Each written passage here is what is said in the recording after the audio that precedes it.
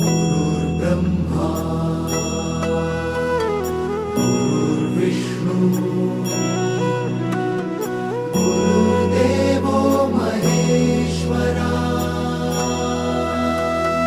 गुरु साक्षात् परब्रह्म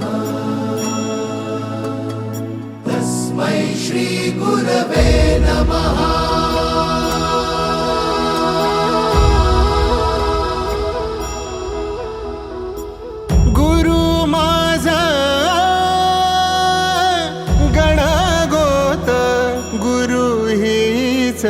माऊली